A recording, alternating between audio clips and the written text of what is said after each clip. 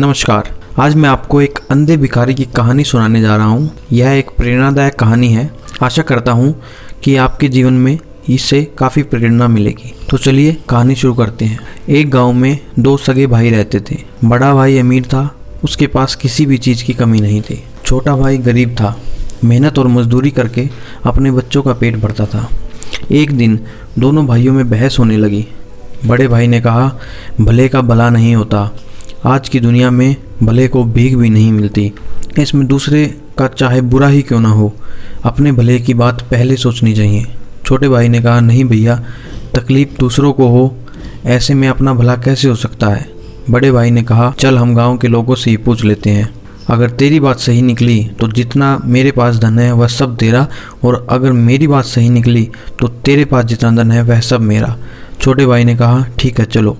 दोनों भाई गांव में पहुंचे। गांव के सभी लोग यही कहने लगे कि आजकल भलाई का ज़माना नहीं रहा। भलाई करने वाला तो भूखा ही मरता है, और जो बुरी राह पर चलता है वह सब सुखी रहते हैं।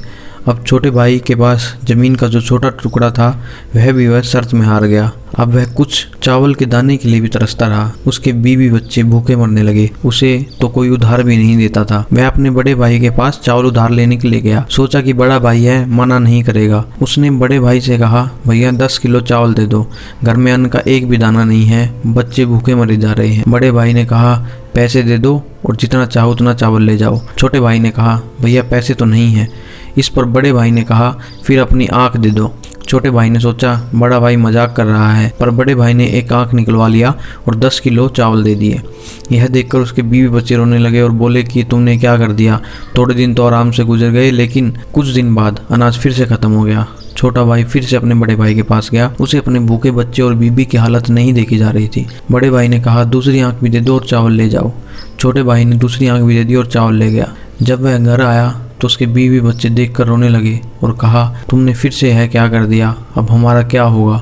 छोटे भाई ने कहा, अब मैं अंधा हो गया हूँ, लोग मुझे भीख दे देंगे, तुम बस मुझे सड़क के किनारे पर बैठा देना। दूसरे दिन से उसकी पत्नी उसे रोज़ रास्ते पर बैठा आती थी, जिससे उसका रोज़ का काम चलने लगा। एक दिन उसे बैठे बैठे काफ़ी देर हो गई, लेकिन उसकी पत्नी उसे लेने नहीं आई। उसने बहुत देर तक अपनी पत्नी का इंतजार किया। बहुत रात हो गई थी, इसलिए वह खुद ही अपने घर की तरफ चलने लगा, पर न दिखने के कारण वह रास्ता भटक गया।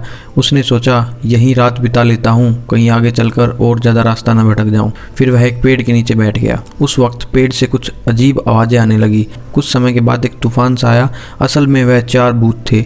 चारों भूतों में एक उनका सरदार था। भूत बहुत खुरापाती थे। सभी एक महीने भर लोगों को सताते थे और महीने के आखिरी दिन पेड़ पर आकर सरदार के साथ चर्चा करते थे। तो आज महीने का अंतिम दिन था और चारों भूत उसी पेड़ पर जमा हुए हैं। भूतों के सरदार ने पूछा, एक एक करके बताओ तुम लोगों ने क्या किया। पहला भूत बोला, एक गाँव में 2 भाई थे, भले और बुरे का तर्क हुआ, दोनों ने शर्त रखी, छोटा भाई हार गया, मैंने उसे अंधा बनवा दिया।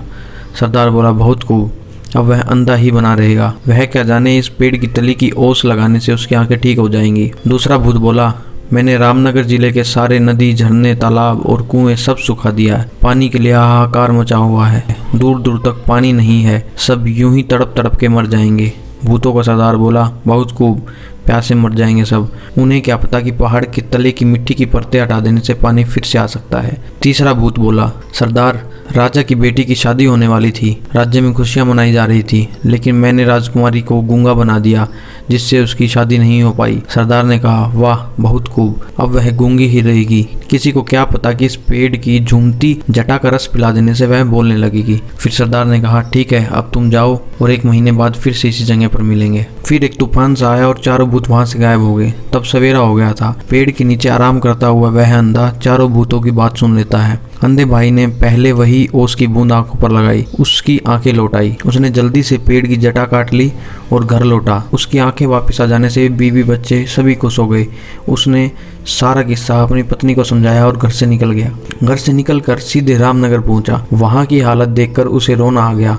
वहां की जमीन सूख कर फट रही थी, कहीं पर भी एक बूंद पानी नहीं था। उसने पहाड़ के नीचे मिट्टी की परतें निकाली और तभी कुएं, तालाब और झील में पानी भर गया। वहाँ के राजा ने उसे समस्या का समाधान करने के लिए बहुत सारा धन दिया। फिर वह राजा के महल पहुंचा। वहाँ पहुंचकर राजा से कहने लगा, महाराज, मैंने सुना है आपकी राजकुमारी गूंगी हो गई है, मैं उसे ठीक कर सकता हूँ। छोटे भाई ने तुरंत पेड़ की जटा का रस पिला दिया और राजकुमारी बोलने लगी। राजा बहुत खुश हुआ। राजा ने सोने के सिक्कों से उसकी झोली भर दी, रहने के लिए उसे एक महल भी दिया और परिवार के साथ यहाँ आकर रहने को बोला। छोटा भाई बहुत सदन लेकर अपने घर आया। उसके परिवार में खुशी छा गई। बड़े भाई ने देखा छोटे भाई की आंखें वापस आ गई हैं और उसके पास इतना धन भी है। बड़े भाई को अब छोटे भाई से जलन होने लगी। उसने छोटे भाई से माफ़ी मांगी और उसकी दौलत का राज जानना चाहा। छोटे भाई को दया आ गई और उसने अपनी राज बड़े भाई को बता दिया। बड़ा भाई भी उसी जंगल के पेड़ के पास गया। अचानक फिर से वही तूफान आया। भूतों की आवाज़ आने लगी। भूत कहने लगे कि जो किया कराया था सब पर पानी फिर गया, जरूर किसी ने हमारी बातें सुन ली होगी। भूतों ने अचानक बड़े भाई को पेड़ के नीचे बैठा हुआ पाया। भूतों ने झट से भाई का गला काट दिया और बड़ा भाई वहीं मर गया। दोस्तों, इस प्रेरणादायक कहानी से हमें बहुत बड़ी सीख मिलती है कि भला करने वालों के साथ कभी बुरा नहीं होता और बुरा करने वालों के साथ बुरा ही होता है। अगर कहानी अच्छी लगी हो तो प्लीज़ वीडियो को लाइक कर दें और चैनल पर नए हैं तो चैनल को ज़रूर सब्सक्राइब करें। धन्यवाद।